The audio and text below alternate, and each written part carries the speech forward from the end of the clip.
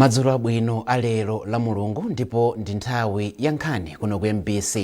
Muli ndine Mike Mlongoti ndi mzangayu Linle Mponda, koma poyamba nayi mitu yake. Mpingo wa Katolika mu Diocese ya Nzuzu wapempha anthu azipembedzo zonse mdziko muno kuti atengepo gawo popempherera dziko lino kuti Mulungu alowererepo pa mavuto osiyanasiyana omwe likukumana nawo. Bishop Mthandizi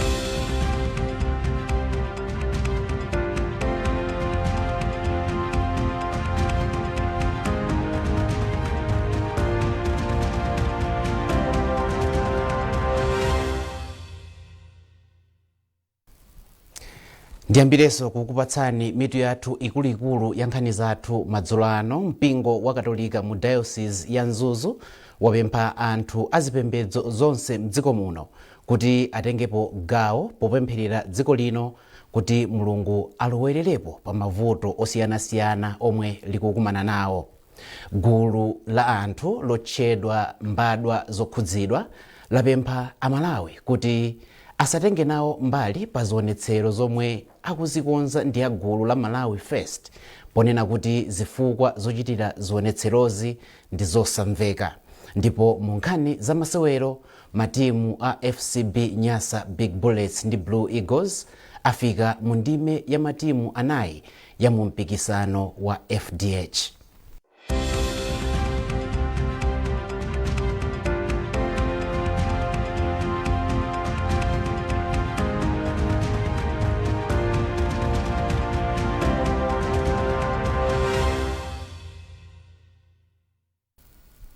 Tiyambe ndi nkhani yokuti mpingo wa Katolika mu Diocese ya Nzuzu wapempha anthu azipembedzo zonse mdziko muno kuti atengepo gawo popempherera dziko lino kuti Mulungu alowererepo pa mavuto osiyanasiyana omwe dziko likukumana nawo.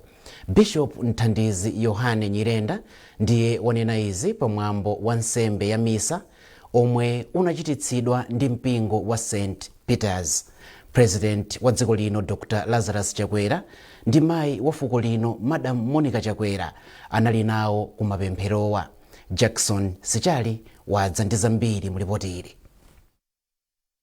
Pozindikira mphamvu yomwe pemphero lili nalo kwa okhulupirira polimbana ndi mavuto osiyanasiyana, Bishop Mthandizi Yohane Nyirenda wa Diocese ya Nzuzu wapempha anthu komanso mipingo mdziko muno kuti apitirize kupempherera dziko lino maka pa zinthu zosiyanasiyana zomwe zimabwezeretsa mbuyo chitukuko cha dziko. Bishop Nyirenda anayamikira mtsogoleri wa dziko lino Dr. Lazarus Chakwera kamba kachidwi chake chofunafuna nkhope ya Mulungu potengera nyengo zina zovuta zomwe dziko lino lakali kukumana nazo. Apa Bishop Nyirenda anati mtsogoleri yemwe amaopa Mulungu ndi mdalitso ku dziko kamba kuti chiyambi cha nzeru ndiyo kuopa Mulungu. Powerenga mawu kuchokera mu buku la Exodo, iye anati Mulungu amagwiritsa ntchito atsogoleri ngati chongotengera chabe, koma mwini wopereka mayankho ndi Mulungu. Apa Bishop Nyirenda wapempha mipingo ndi Amalawi onse kuti apitirize kupempherera atsogoleri osiyanasiyana kuphatikizapo mtsogoleri wa dziko lino pomwe akutsogolera dziko lino. tikamapemphera timapemphera kwa Mulungu. Ngakhale timaona atsogoleri amene tili nawo ndikuwathulira madandaulo athu, koma tili ndi chikhulupiriro kuti zonse zikupita kwa Mulungu amene ndi mwini wake wa zonse. Tikuziwa kuti atsogoleri athu sangathe kuchita chilichonse pawokha, koma Mulungu akalowererapo zabwino zimatha kuoneka kudzera mwa atsogoleri athu. Chifukwa chake timawakumbutsa akhristu onse kuti tipempherere atsogoleri athu, komanso tizipempherere ife tokha kuti pamene tikugwira ntchito tizindikire kuti zonse amapereka ndi Mulungu. Pa nkhani yothandiza boma pa ntchito zachitukuko zosiyanasiyana, Bishop uyu anati mpingo wawo upitiriza kumanga sukulu komanso ntchito zina zothandiza kutukula dziko lino. Ngati Diocese ya Mzuzu tili ndi masukulu ambiri amene tili nawo, tilinso ndi zipatala zambiri, koma tiyenera kuonjezera pa zimene tili nazo kuti chitukuko Malawi muno chionekere paliponse. Tiyenera kutengapo gawo lalikulu kuthandiza boma kuti miyoyo ya anthu itukuke. Mpingo wa St. Peters uli ndi mamembala okwana 1600. Pamwambowu panafikanso mafumu, atumiki ochokera ku mipingo ina komanso akuluakulu ena a boma. Jackson Sichali, MBC, Mzuzu. Wachiwiri kwa President wa dziko lino Dr. Michael Usi wapempha mipingo mdziko muno kuti idzipempherera atsogoleri a dziko lino kuti akwaniritse masomphenya a chitukuko cha dziko lino. Dr. Usi ayankhula izi pamwambo okhazikitsa m'busa Robert Kanduya ngati mlembi wamkulu wa mpingo wa Zambezi Evangelical mu mzinda wa Blantyre. Secret Segula wadza ndi zambiri. Poyankhula utatha mwambo okhazikitsa m'busa Robert Kanduya ngati mlembi wamkulu wa mpingo wa Zambezi Evangelical ku mzinda wa Blantyre, Dr. Usi anavomereza kuti President Dr. Chakwera atangotenga mpando wa utsogoleri, dziko la Malawi lakhala likumana ndi zovuta zambiri zomwe zina ndi ng'amba, matenda a COVID-19 ndi namondwe wa Freddy. Koma Dr. Usi atsimikizira anthuwa kuti zinthu zikusintha. Iwo ati pakadali pano boma lakhazikitsa ndondomeko zosiyanasiyana zothandiza kutukula miyoyo ya anthu mdziko muno. Apa Dr. Usi apempha mipingo mdziko muno kuti idzipempherera atsogoleri kuti apatsidwe nzeru zoyendetsera dziko lino. Dziko lathu ndi ilili likonzedwa. Zomwezi ndikumayenda kumauza anthu kuti napempha president kuti tikulankhula na president ndikuvomereza kuti komatu ndi ngongolezi tichose apa chose anthu okuvutika kwambiri alandire ngongole. Wina wamba kulemba zonyodogola zotali kuti iwe unyodogola tu uli nazo zokudya zako, anzako alibe, kalape anzako atani kodi alandire. Ntchito yanu kutipempherera, ife tikupempherereni. Inu ndinu okondedwa athu. Ndimandisimikizira kuti mugwira ntchito bwino. Inenso ndifuna ndikusimikizireni imene nasimikizira a president kunena kuti ine ndi mwana wa amphawi. Ndi amauza anthu kuti ndimapemphera kwa Mulungu kuti Ambuye Mulungu ndikadzakhala mphunzitsi wa primary ndikugula njinga ya moto ya Yamaha, ine basi mwathana nani. Zina zonsezo nimangoti they are miracles. Ndiye sindingakhale pa mpando uwu ndikumapanga kuti Amalawi amve kupweteka. No. Mawake yemwe atsindikizidwa ngati mlembi wamkulu wa mpingo busa Robert Kanduya wathokoza wachiri kwa mtsogoleri wa dziko linoyu kukhala nawo pamwambowu ndipo atsimikizira membala a mpingowu kuti iwo agwira ntchito mozipereka. Olemekezeka a Vice President, ndimafuna kuthokozeni kwambiri chifukwa cha kupereka ulemu wapadera kumwambo meti nawo. Kubwera kwanu kwa upanga mwambowu kuoneka mmene waonekeramu. Ndi chikhulupiriro chonse nazo limuna akazo simunabwere. Zimene tikuziona pano sinakaziona mmene tazionera. Ndimafuna itengere uthenga othokoza ino a Vice President opita kwa President athu olemekezeka Reverend Dr. Lazarus Makathe Chakwera amene akulola kuti mukhoza kukhala nafe limodzi malo ano. Chifukwa ndikudziwa kopanda chivomerezo chawo simunakabwera malo ano. Mukatiperekere chitsimikizo kwa President kuti ife monga mpingo wa Zambezi Evangelical Church tipitiriza kuwapempherera ndi kuyima nawo limodzi muchina chilichonse chimene boma likuchita.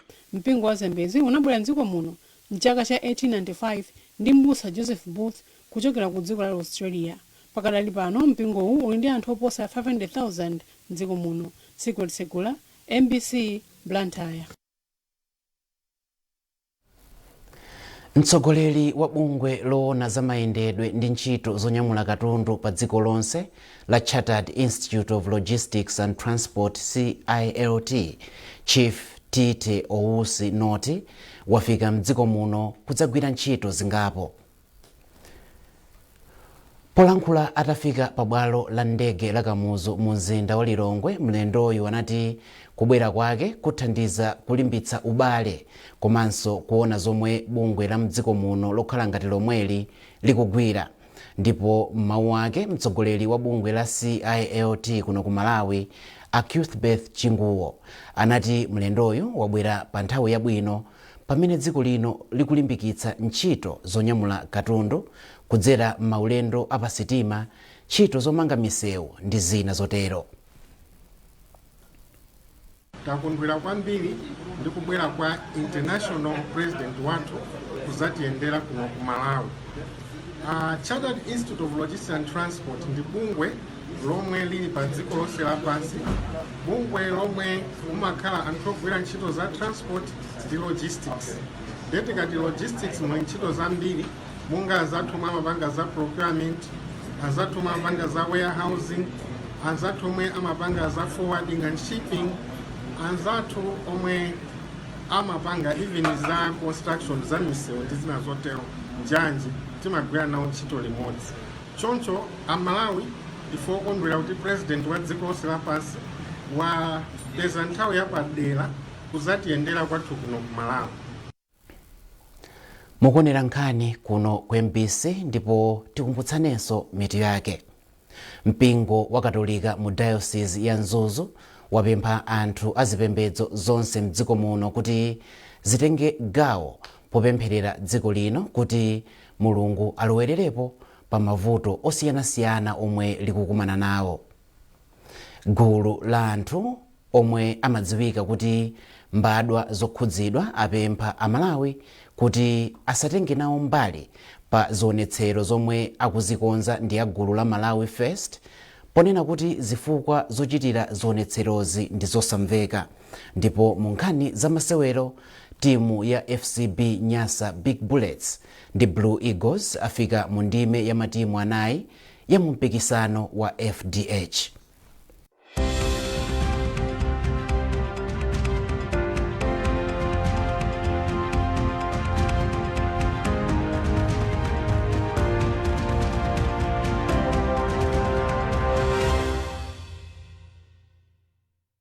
Wow, your roof timber trusses look amazing. What's your secret? I only use the best anti-termite products on my timber. I trust Sheldrite Anti-Termite to keep them looking pristine. Sheldrite has a special formula that provides deep nourishment to the wood, protecting it from termites and other wood-boring insects. And the best part? It lasts longer than other brands. And it is also available in a colorless variant. See this? With Sheldrite, the liquid penetrates deep into the wood. But with this other brand, it barely covers the surface. Don't settle for cheap products. Choose Sheldrite. It's the premium choice. Sheldrite, the very best.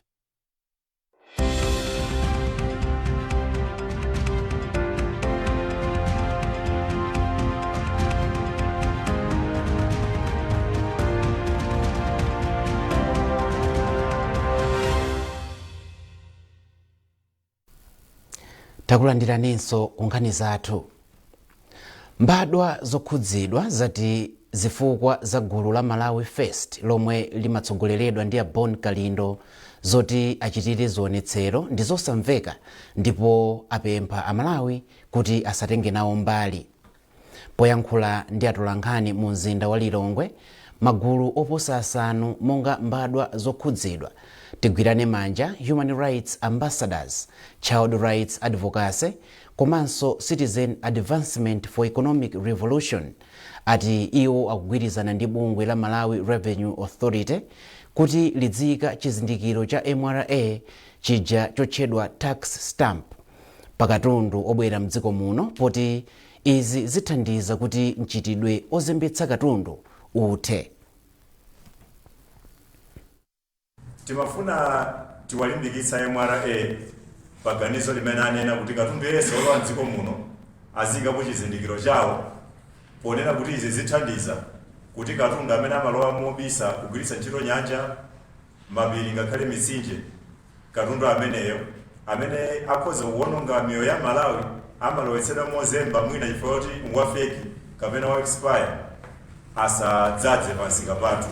Komanso tinabwera chifukwa chakuti anzathu ena akufuna kupanga zionetsero akuti zolimbana ndi bungwe la Kalembera kuti likulemba ana. Ndiye timafuna tiunikire mtundu wa Malawi kuti ichinso nchifukwa chabodza chozembera cha kampeni kupasa chifukwa chakuti kolembetsa mwana kuti akhale mkaundula wa dziko zimachitika pamene mwana wabadwa ndi wapatsidwa birth certificate, komanso zimadzachitika pamene mwana wakwana zaka 16 moperekezedwa ndi movomerezedwa ndi kholo amfumu komanso munthu wina amene amatha kuwerenga kapena kulemba monga headmaster a sukulu yapafupi ndi kumene kuchokera mwanayo.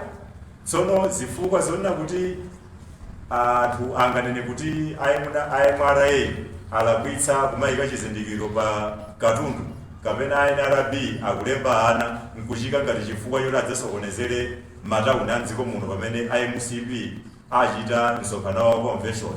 Izi sizoona. Choncho timabweranso kuti tiwapemphe anzathu amenewa kuti ndi bwino atasintha tsiku komanso zifukwa zochitira zionetsero.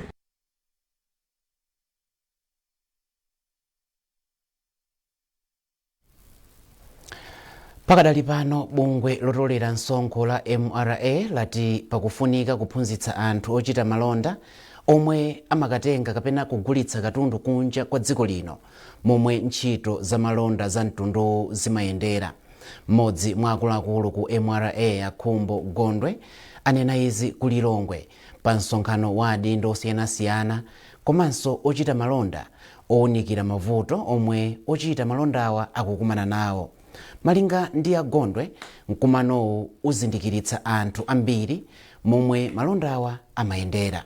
Zambiri mulipoti la Lonjezo Nsodoka.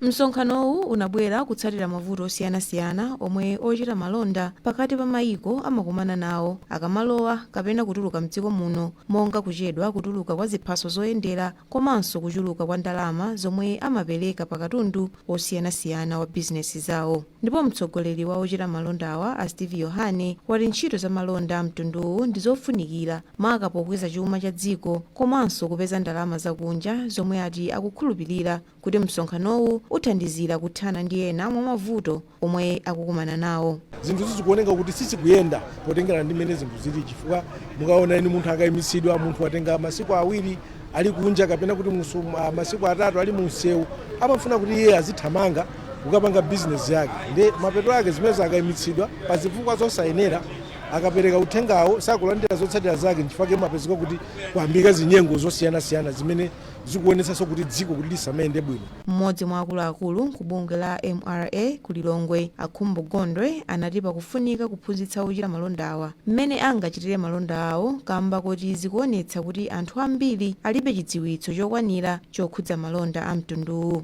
Anthu ena sali ndi information yokwanira bwinobwino, penanso ali ndi information koma siyoona. Ena amapanga attribute ma issues ena kuti MRA imapanga zakuti koma issues mwina ni ma agency ena a government. Koma zonse zija tazilenga kuti ndi ma issues zoti zikufunika kuti tizikonze. Pa nkhani yokhudza ziphaso zoyendera zomwe ndi zofunikira pa malonda ogula ndi kugulitsa katundu mdziko muno ndi mayiko ena, nthambi ya immigration yati yayambanso kutsindikiza ziphasozi ndipo mavuto omwe analipo achepa tsopano. Andrew Chifukwa ndi mmodzi mwa akuluakulu ku nthambi ya boma yotsindikiza ziphaso zoyendera. Kuyesesa ndithu pa ntchito yathu kuti aliyense amene akubwera kuzapempha chithandizo ku immigration chokhuza ndi passport alandire passport iyo mu nthawi yake. Andi panopa tayika ndondomeko zonena kuti anthu ena akugwira ntchito mpaka na usiku ndi usana ndi cholinga choti backlog kapena outstanding issues metili nazo tizipange clear. Msonkhanowu unabweretsa pamodzi ochita malondawa adindo ochokera ku nduna za malonda ndi mafakitale, bungwe lotolera misonkho, apolisi komanso nthambi ya boma yosindikiza ziphaso zoyendera. Lonjezo Nsodoka, MBC, Lilongwe. Ndipo munkhani za masewero matimu a FCB Nyasa Big Bullets ndi Blue Eagles afika mu ndime ya matimu anayi ya mu mpikisano wa FDH. Bullets yagonjetsa timu ya Sivo pomwe Blue Eagles yagonjetsa timu ya Baka City. Tili ndi ripoti la Amin Musa. Pabwalo la Kamuzu, matimu a Bullets ndi Silver anasewera chigawo choyamba osamwetsana chigoli chilichonse, koma timu ya Bullets inapeza chigoli mu mphindi zonjezera kudzera mwa Precious Pili imwe analowa kuchokera pa bench. Timu ya Silver inasewera ndi osewera ochepa mphindi 14 zakumapeto, pomwe osewera wawo Charles Mafaiti anatulutsidwa kamba kulandira ma yellow card awiri. Bullets ikumana ndi timu ya Moyale Barracks mu ndime ya matimu anayi. Aka kanali koyamba kuti timu ya Silver ifike mu ndime ya quarter final ya mpikisanowu, ndipo mu masewero ena a mu mpikisanowu timu ya Blue Eagles nayonso yafika mu ndime ya semifinal pomwe yagonjetsa timu ya Baka City ndi zigoli 4 kwa 2 pabwalo la Kalonga. Shuma Kakuwali anamwetsa zigoli ziwiri ndipo Paul Master anamwetsa chigoli chachitatu. Timu ya Blue Eagles ndi timu yokhayo yochokera mu ligi yaing'ono yomwe yafika mu ndimeyi. Bullets yapambana kawiri chikhochi kuphatikizapo chaka chatha, pomwe Silver Strikers inapambana kamodzi. Amin Musa, MBC Sport, Blantyre. Pomaliza nkhanizi tikumbutsane mitu yake. Mpingo wa Katolika mu Diocese ya Nzuzu wapempha anthu azipembedzo zonse mdziko muno kuti atengepo gawo popempherera dziko lino kuti Mulungu alowererepo pa mavuto osiyanasiyana omwe likukumana nawo. Gulu la anthu omwe amadziwika kuti mbadwa zokhudzidwa apempha Amalawi kuti asatenge nawo mbali pa zionetsero zomwe akuzikonza ndi gulu la Malawi Fest, poti zifukwa zochitira zionetserozi ndi zosamveka. Ndipo mu nkhani za masewero, Nyasa Big Bullets ndi Blue Eagles afika mu ndime ya matimu anayi a mu mpikisano wa FDH.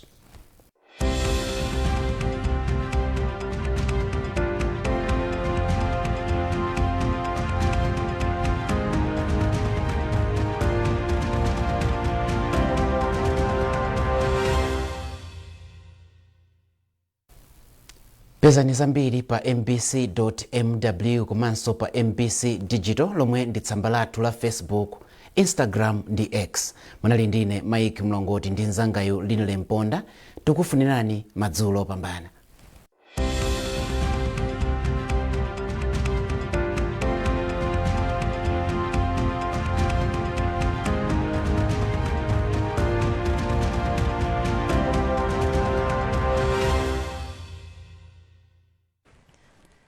Ndi chimwemwe takulandirani ndipo ni nthawi ya zanyengo. Mawa lino